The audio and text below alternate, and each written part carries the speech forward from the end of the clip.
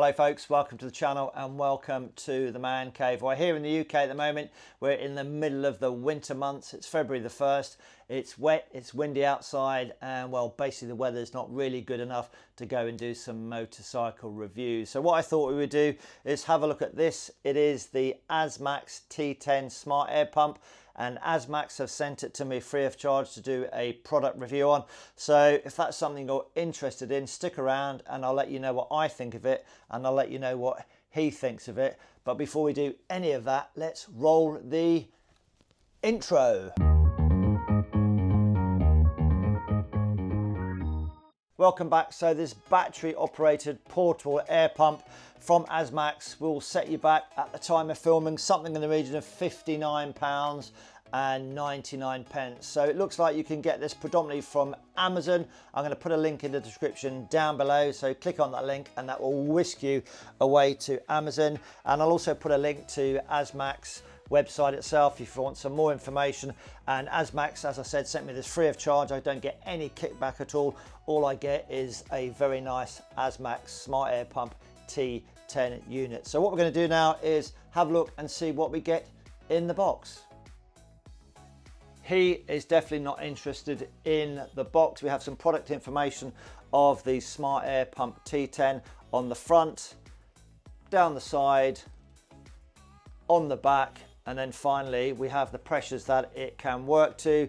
And if you're in the UK and indeed North America, we use pounds per square inch, PSI, kilo pascals, I believe that is, kPa. That's for pressures. They use those in Australia and China. And then finally, good old bar, and bars are used predominantly in Europe and in the UK. So let's have a look at what is inside the box. So let's open it up and let's speed it up as well.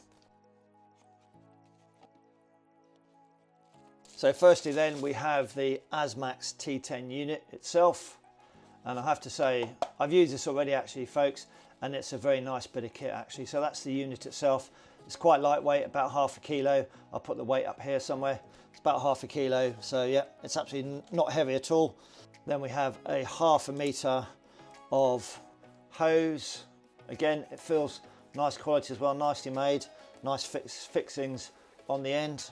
And then we have a selection of valves. That one is for kind of mountain bikes, push bikes, that kind of thing.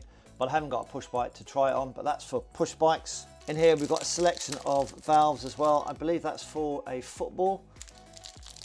And again, that might be for a push bike as well, but I'm not sure. Comments down below, please. And then that's possibly for an airbed or something like that that you can push in. Again, that just fits onto the end of the hose connector, screw it on, and then you can put that into a mattress, an air mattress or something like that. So I think you're pretty much covered. They give you a USB cable, that's USB-A and a USB-C on that end. A nice little bag to keep everything in. Again, the quality feels pretty good actually. And then finally you get a set of instructions in a variety of languages. And that then is what we get in the box. Here we go, this is the T10. So we're going to use this to blow things up. So on my motorbike, if I get a puncture, then I have to repair the puncture out on the road. So I normally carry something like this. This is a stop and go kit, and once I've repaired the puncture, I have to have a means of getting some air back in the tyre. So currently this is what I use, a bit of a bird's nest. I have to plug one end into a power socket of the motorbike and then put the other end into the valve itself, and then it makes lots of noise, and then we pump the tyre up and then we go on our merry way. But I do have to have this plugged into a power socket on the bike, and that would be similar to some of the other things like this you can get for your car. So you have to plug it into a power auxiliary socket. However, the beauty of the T10 is, look, there's nothing, that's it, because the batteries, the power is contained within the unit itself. And you've got 3 batteries, 2,500 milliamps, giving you a grand total of 7,500 milliamps. And if you need to charge your iPhone, in my case an iPhone 14, and that you can use that as a power bank, and that will give you just shy of 2 full charges, but more of that a little bit later on.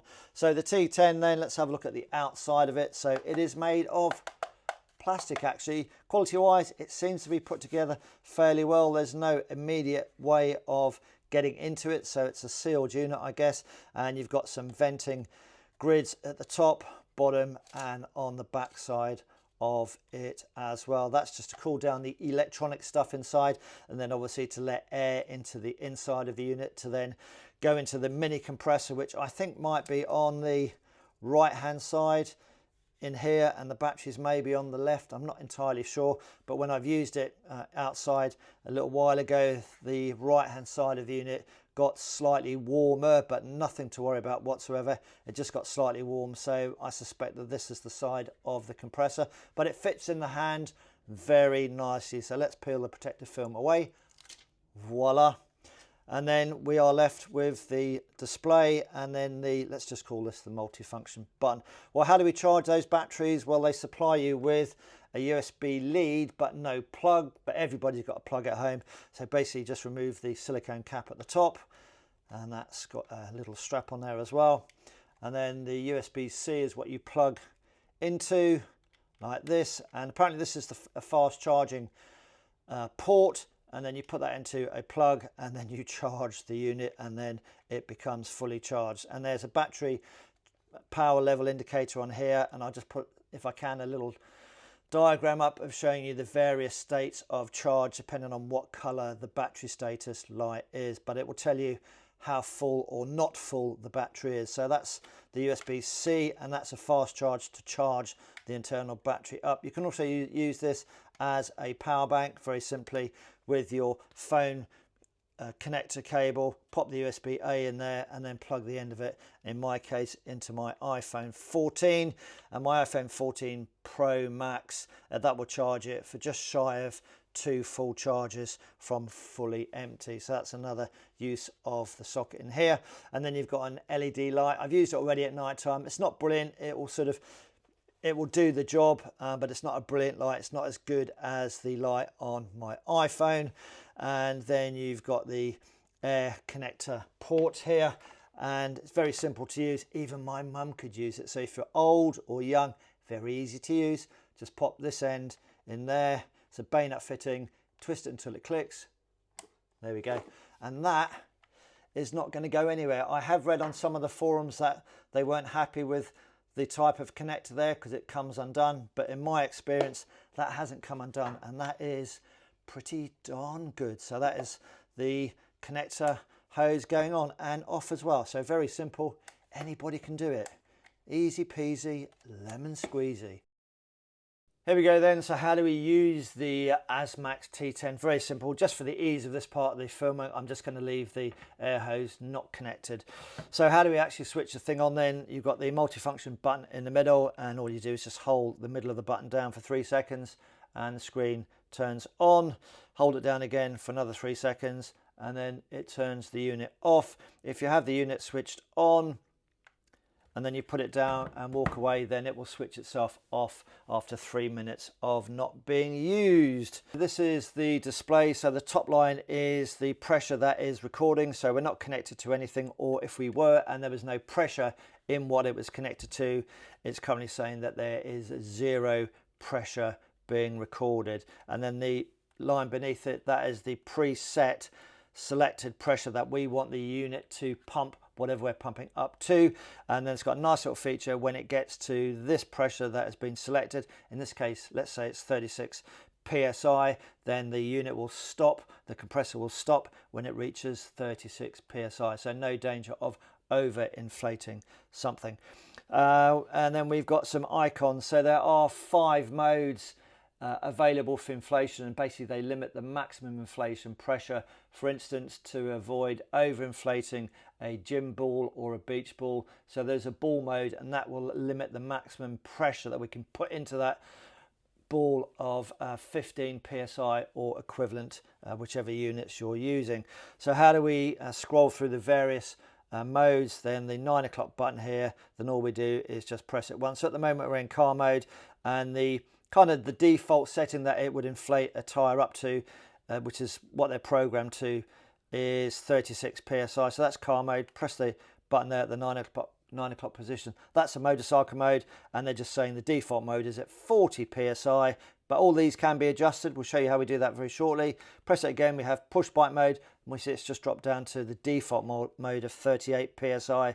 And then we have ball mode, gym ball, beach ball or whatever, football, and that's at the moment the default setting is 8, but it will limit it to a maximum of 15 PSI as a safety feature, so we don't actually blow the ball up and blow it to pieces basically. And then the final mode is a custom mode, and I haven't used it whatsoever, but the maximum PSI that the unit will push out is 160 PSI, which I believe is about 11 bar, so it's quite a powerful little unit. So let's just go back to, in my case, motorbike. So we will be pumping up my motorbike rear tyre, and I think it's a 42 PSI, but I do it in bar, so that's going to be 2.9 bar.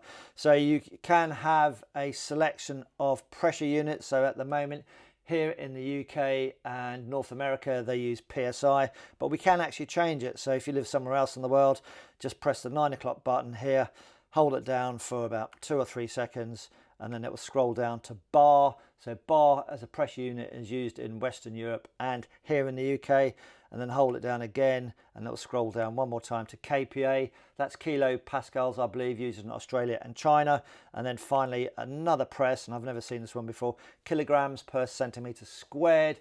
That's used in India and Korea apparently. So I'm going to hold it down again and go back to PSI, and then press it again, and then back to bar. So how do we actually change the pressure that we want to have the unit pump our tyre up? In my case, the back tyre of my BMW R1250GS. So there's a minus button and a plus button, and surprisingly that preset pressure changes either up or down. So I'm going to set 2.9, and when the unit reaches 2.9 there is an auto shut off function to avoid over inflating. On here then we've got the, hopefully you can see that, we've got the battery charge level, so it's above 70% and up to 100%, so it's green. I showed you earlier on in the video what the various levels will show corresponding to the icon here for the battery level, and I think red means it's sort of flashing is below 5%. When it's charging it flashes green, and then when it gets to full charge it's a solid green battery icon on there. So I think that's all to do with the top screen. And then the light, I press the light, and then surprisingly the light comes on, and there's 3 modes if you scroll through them. So there we go, that's a flashing mode, and then press it again and you've got the SOS mode as we showed you earlier on as well, and another press turns the light off. And that, folks, is everything you need to know about how we operate the Asmax T10. There might be some instances, depending on how high you are, your elevation up the mountains or something, that before you put any air into, or before you connect it up, it's actually it might have a recording on here, so it might be over recording or maybe under recording. I don't know if it would do that, but anyway, what they say is that depending on if you're at a high elevation in the mountains or it's extremely warm, there may be a reading on here when you haven't actually connected the unit to anything. So what you have to do is reset the unit to read 0, and then you just simply hold the plus and the minus together for about 2 seconds. The screen changes, and there we go, release it, and then that will put everything back to a default setting, and then reset the pressure to read 0 on here. So if you get that problem, then just press the plus and the minus button, and that is how we use it basically. So I think what we'll do is, let's see the T10 pumping air into the rear tyre of my BMW, and let's just set that to 2.9 bar. There we go, plus, there we go, 2.9 bar. That's what we're going to put into the back of the mighty BMW R1250GS. I hope that makes sense, folks. I knew I forgot something. How do you actually start the unit inflating? So let's just pop this on here. It's a bayonet fitting, twist until it clicks, and then all you need to do is press the center button like that, and that's it, away we go. But it won't be pumping anything up, so let's switch it off. Press it in again, and that turns it off. So single press starts it, single press stops it, and then hold that button in for 3 seconds, and it switches it off. Right, let's go and pump the rear tyre of my BMW up. Let's let the tyre down there, shall we?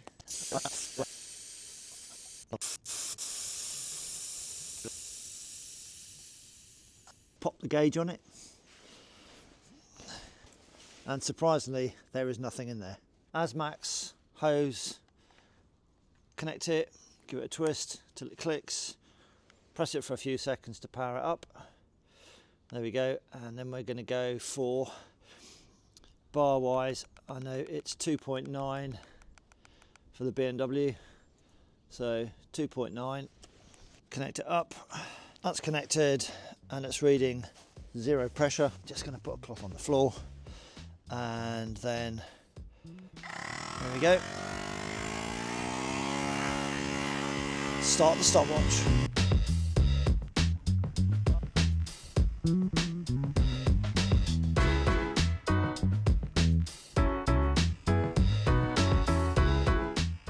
.85, and it should cut off at 2.9. There we go, 2.9 is what we got, and 2.9 is what we requested. So there we go, it's at 2.9 bar. And from a heat point of view, yeah, absolutely fine. A little bit of warmth down the side here, but nothing more than that, so you can still hold it, absolutely no problem at all. And the other end of the hose, yeah, warm to the touch, no more than that. Take the pressure gauge, pop it on there. There we go, I asked for 2.9, and that's what we've got, so that's pretty accurate. I'll say that's 2.9 actually, not bad. Here we go then, my final thoughts on the Asmax T10, or our final thoughts actually. Got a few notes, so here we go then. I've got to say, I really like it. Thank you Asmax for reaching out and sending that to me. Very nice bit of kit. So I've got a few things on my list here to read out about the pros side of it, and then a few cons as well. So here we go then. Ease of use, great, anybody can use it, whether you be old, young, or whether you be my mum. Even my mum could use it. So it avoids all the faff of having to use a manual air pump, or indeed one of these pumps where you have to plug it into your vehicle's auxiliary port, or on the motorbike you've got to have an auxiliary port, and then you've got cables trailing out the door down to the back tyre of the vehicle, etc. So it avoids all that. It's all nicely self-contained. It's rechargeable, there's no other wires, it's just the hose that you connect to the tyre. I love it, it's very good, like it lots. It also operates as a power bank. Yeah, I like that in case you've got to charge your phone up or whatever. It is nicely put together actually, and yeah, it fits nice in the hand. It's a nice size, weighs 550 grams. You can pop it in your rucksack on a motorbike or an enduro bike, that kind of thing. You can put it in the glove box or a side door bin of your vehicle, and just make sure it's charged all the time, and it's just ready to go. And you can just lend it to a motorist in need as well, potentially. Yeah, so it's a nice bit of kit, nicely put together. And yeah, there's not really much more I can say about it. It is a good bit of kit. If you're like me, you're a motorcyclist, some of you might ride to do a track day and you have to lower your pressures. And then with that in your rucksack, before you get on the bike and ride home, pop it on the valve, press the go button, inflate the tyre, and then ride home. Or if you've got an enduro bike and you're on the black tarmac stuff, you go off road, you lower the tyre pressures, you go back to the road, take it out of the rucksack, pump the tyre pressures back up again, and then you're on the tarmac again with the correct tyre pressures, and there's no faff about getting an air pump out and pumping it up or connecting it to an auxiliary port of your bike or another vehicle. So I really like that. Just the usability is very, very good. So that's the positive points. Oh, it does come with a 2-year warranty as well. So that's the positives. Yeah, it's a big thumbs up for me. Here's the negatives. So here we go. This is the list of negatives, or things that I think could possibly be improved. But I'll caveat that by saying I've never used one of these units before. I've used the unit that I showed you earlier on in the video. That was my air pump, and I've got a manual pump up there. So I've never had one of these self-contained units. So I have to say, first off, is I don't know how this compares to the competition. So please make some comments in the comments section down below. There is no waterproof rating on it, but I wouldn't expect there to be, because there's lots of vent holes, things for cooling and sucking the air in, so it's not waterproof. But is that a negative? I don't really know. I would say that the actual glossy display you may have seen in the video and thought, oh, above the multifunction buttons there is a bit of scratching on there. So I've already used it. I've used it over the last few days, just getting to grips with it, and I went to clean the screen, the display with my finger, and I sort of scratched it fairly easily. So that glossy screen does scratch fairly easily. That's what I found anyway. So what I would do is just use some what they call 3M helicopter tape, and then just put it on the display itself, just to maybe protect the display, or maybe change the type of plastic that they've got on the unit itself. And in relation to the display, in bright sunlight, like a lot of these displays, if it's in bright sunlight, it's glossy, then sometimes it's less easy to read, shall we say. But yeah, that's just one of those things with a lot of these displays. It would have been nice for the multifunction buttons to maybe be backlit, but am I being picky? I don't know. I'm not sure actually. Some people on some of the comments I've looked at on YouTube have said that it's a little bit noisy. Didn't really find that, but I raised that. But it's a compressor. It has to make some degree of noise, but I didn't find it an issue whatsoever. On Asmax webpage, they do show how many inflations you can get from a full charge of the Asmax T10. Well, I didn't really try it, but I would say without a shadow of a doubt, you'd easily get 4 full inflations of a back tyre of my big BMW Adventure bike there, no problems at all. So that's it, folks. That is the Asmax T10. Both me and Milo really like this unit, actually. £59.99.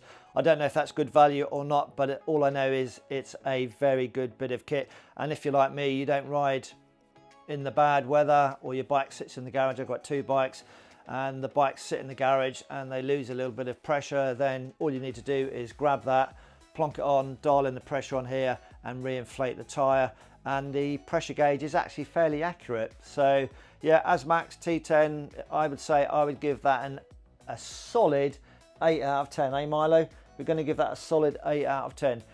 That's it, folks. Ride safe. Hope that's been of some benefit to you. If you're looking at getting one of these units, go to Amazon, have a look at that. I don't get any kickbacks from it, but I'll be keeping that. It's going in my travel luggage or my rucksack when I'm out and about on 2 wheels, or in my van, motorhome or car. Ride safe. Cheerio for now. Come on then, let's go.